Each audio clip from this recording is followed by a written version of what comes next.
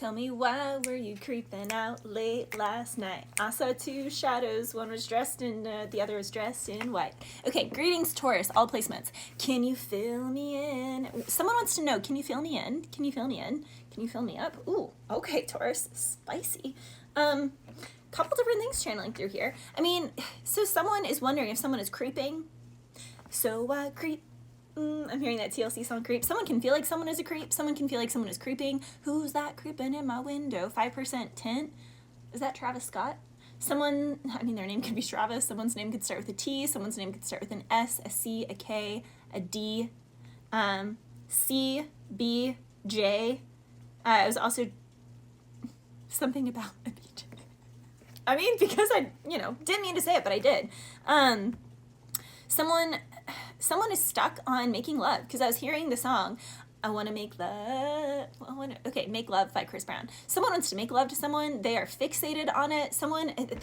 You were the best they ever had, or they were the best you ever had. Take it whatever side of the fence you're on. You can also be like a Taurus sun dealing with a Taurus Venus. I'm a Taurus Venus. I just have to say, Taurus Venus is notorious for being very consuming. I mean, Taurus is a fixed sign, very possessive lovers. But Taurus is about all five senses. Every single, nothing, no little detail, no morsel of the experience is going to be left out with Taurus when it comes to that. So someone can be like a Taurus sun and dealing with a Taurus moon or a Taurus Venus, and they feel like possessive over someone's energy. Like two people could have not dealt with each other for many years, and yet someone still gets like angry and possessive and like that's mine. That eggplant is mine. Like someone feels like that is mine, and someone is fixated, and they're like, no, I need to make love to that again. It's gonna be mine. It's gonna be me. Who did I channel that for last week? I think it was Aries, Leo, or Sagittarius' reading. Someone, no matter what I do, it never seems enough for you. I mean, this could have been, like, someone could have been like, man, we were just too young. We just didn't get it. Someone here could have loved to ride bikes. Someone here can like riding bikes or motorcycle or, ride horses. Someone here could ride, like, dirt bikes. Someone here could, like, ride something, jet skis, like, whatever recreational things that you can, like, get on and ride. Come on and ride, just ride. Someone wants to go for a ride. Someone wants to take you for a ride. It's just a ride. It's no need to run, no need to hide. It will take you all around. Sometimes you're up, sometimes you're down. Someone is remembering maybe a road trip. Someone wants to take a road trip. Someone wants to go on a trip with you. Someone here, you guys could have tripped together, Doing things like that with someone also, creates a different kind of bond. So someone can also be, and, remembering, thinking about our younger years. We were young and wild and free. Someone is reminiscing. Someone is very nostalgic. Someone is wishing that they could have done things differently. Someone is wishing that they were just more mature. It was the right person, the wrong time. I don't believe that's the right person, though, but that's just my personal experience and also what I've witnessed as a wedding photographer. Someone is definitely the best that someone has ever had, though. And it seems like it's been years because someone was like, no, I just need to, give it more time. Eventually I'll be able to replace this person. But nah, someone is irreplaceable and they are making it painfully, obvious. Something is a painful realization that someone is just never going to feel that way again. Someone is never going to experience a love like that again. Someone is never going to experience intimacy like that again. And it's funny because it's like this person, person A is fixating on intimacy with person B, and person A has tried dating all these other people. Maybe they've even gotten married. Maybe they even have a couple kids. Like someone here is really grown up and they are so fixated on how it was with the other person. But this person over here, it's like their intimacy has blossomed and bloomed, and they've actually, they're either in a connection right now or they've had a connection that was way more intense than, what it was with this person over here. So it's like someone, I don't want to say has been replaced, but the depth has been superseded. So it's like one person, the best intimacy they've ever experienced, it peaked with another. But it's like the person that they had that peak experience with of intimacy, that person, wasn't the other person wasn't that person's peak. I hope I'm making sense here.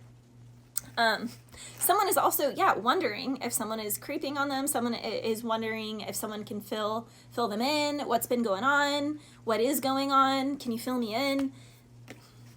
Someone here could like puff pastries. I don't know, I'm tasting, I don't eat stuff like that. I'm like gluten-free, grain-free, all that. So I like cheesecake, but I make like a keto cheesecake. I just love cheese in general.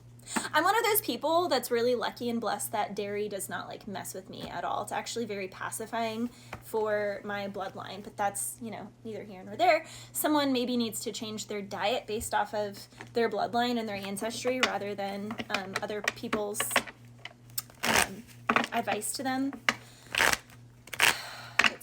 Someone definitely is going back and forth. Should I stay or should I go? Or should they reach out or not to this Aries? Someone is very much in their head. Someone also feels like we belong to the light. We belong to that. Someone feels a sense of belonging to someone. Someone misses someone.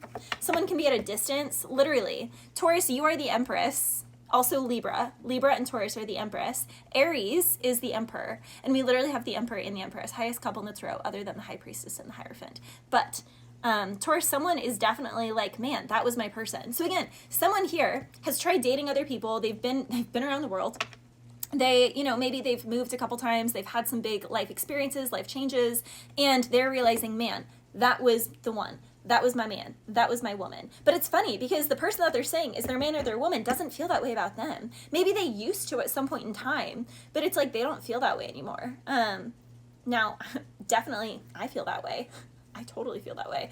Like, there was a very significant relationship in my life in like 2017, and I was like, oh, he's my twin flame, da da da. But I've had an experience since then that I'm like, oh no, he was definitely not, and this other person definitely is. So it's just funny to me because that person is like dead to me, and I literally feel absolutely nothing at all, and it's really nice because I've not only evolved and like grown so much since that, but I also know, based off of the messages that I receive, still to this day, like a week ago, that he still feels that I'm his twin. And I'm like, oh, bless your soul. Like, I want him to be able to move on. I want him to find love elsewhere. I want him to find, you know, as intense of a connection as what we had, because it wasn't that intense to me. It was, I don't know, very remedial and like, I don't know. It's just silly. Someone is definitely completely in love with another person. They feel like, again, that was their twin flame, their soulmate. You are my person. We're meant to be. And like the other person is just like, I just don't feel, no, it's not it. Like, I don't know. People are not on the same page here, Taurus. Oh my God, how many love cards are we going to get? Someone is head freaking over heels for another person, Taurus. And it seems like the person that they're head over heels for is head over heels for someone else, honestly. Like, honestly. It's giving, like, why are you so obsessed with me? Okay, that was an Aquarius's reading. So you could be dealing with an Aquarius. You could have Aquarius in your chart. Go watch Aquarius's reading from last week. Because, literally, that's what it's giving. Someone is obsessed with someone. Someone is like, we belong. You are my person. Hierophant, literally, I said, the High Priestess and the Hierophant are the other highest couple in the tarot. Hierophant is also Taurus. So Taurus, someone is like, no, you belong to me. Someone is looking at someone online. Someone wants to send someone a message. Eight of Wands is also a very, like, a spiritual awakening. So is the Hierophant. It's like a spiritual contract. It's like, you cannot deny this kind of connection. Someone could have ruined a connection because they had this sneaky link, Queen of Pentacles, 6 Pentacles on the side. This can also be a baby mama, or it can be a wife. Like, someone here could have been married, but that's not who they really want. Someone here could have been using someone for stability. Someone here could have been like high school sweethearts, or it was just like a comfort. Someone here was with someone out of habit or out of whatever they were receiving. Or again, they could share a resource, share a car, share a home, share a child. They could have, again, gotten married to someone, but that's not really what they wanted. That's not where their heart was. Literally, it's a third-party situation, but it's like as soon as someone found out, they left. Look, we have the High Priestess and the Hierophant, the other highest couple in the tarot. So both highest couples in the tarot are here. You know what's funny, Taurus? It's giving the Emperor, like someone was like, that's my Emperor and Empress. But again, like I said, that person broke free from that. And not only did they break free from that, they up-leveled to the only highest couple in the tarot other than the Emperor and the Empress, which is the High Priestess and the Hierophant, which is exponentially more spiritual with an exponentially larger dharma on that path. But it's like they're on that path with the Wheel of Fortune, the Ace of Wands, Judgment, and God is granting this to them, and someone is going to have to watch. They're going to watch their Emperor or Empress be with the, you know, in this spiritual union, and they're going to, I don't know, get a whole show to it. Literally, whole show.